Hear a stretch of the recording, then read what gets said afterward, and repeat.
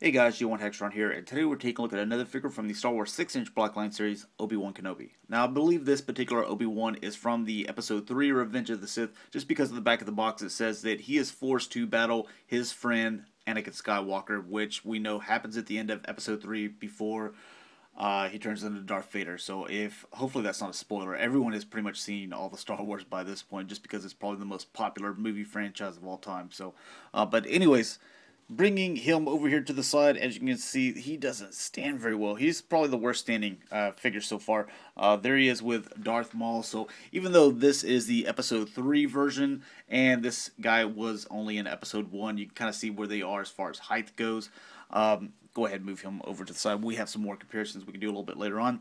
But I wanted to show his only accessory, so it's a little unfortunate. It can fit in either hand. I'll just move him to the side.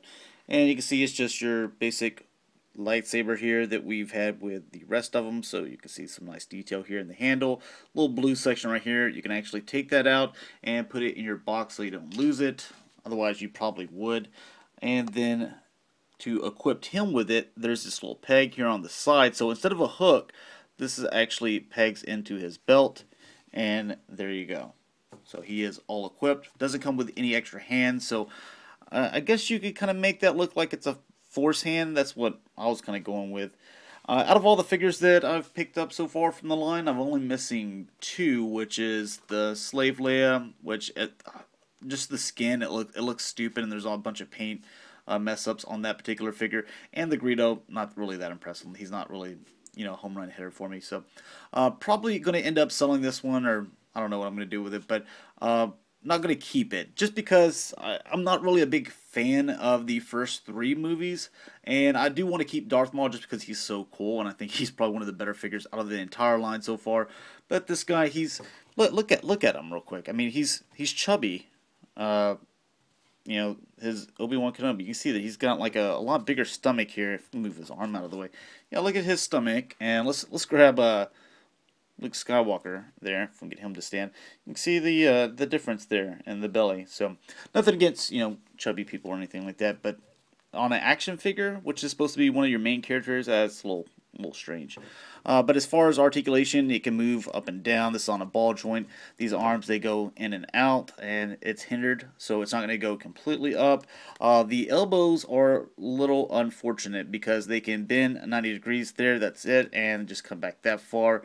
So I would like a little bit more. I mean, it obviously rotates here, but him to get in some dual lightsaber battles and stuff like that with Darth Maul, which has a little bit more articulation whenever you take his cape off.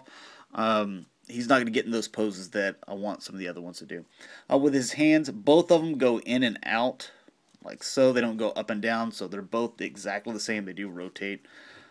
Moving this down here. With the ab crunch, this moves around here at the top and goes back and forth. The legs, they go back and forth as well. They have a thigh cut, and they also bend almost 180 degrees there. Foot's back and forth, side to side. So a little bit of movement. It's just that they're so narrow here. And with the other figures, he's kind of like the Bespin Luke figure, to where it's a little bit more narrow on the feet, to where the other ones are a little bit more wider, to where he's a little bit harder to stand. It's also kind of the surface I have him on, so if you get him on something solid, you probably won't have that problem. The other thing that's worth mentioning is this is all kind of a soft, plasticky, rubbery type stuff just here in the front, but right up underneath that, you have this cloth. So that might deter some people from buying it, just because, really depending on how long you have this figure, over time that might be something that might get stained or dirty, or it's hard to clean, as far as if it gets dust on it, so you're going to have to clean this guy quite often. Toward the other ones, you can just take like a little air, cleaner, and he's pretty much clean there.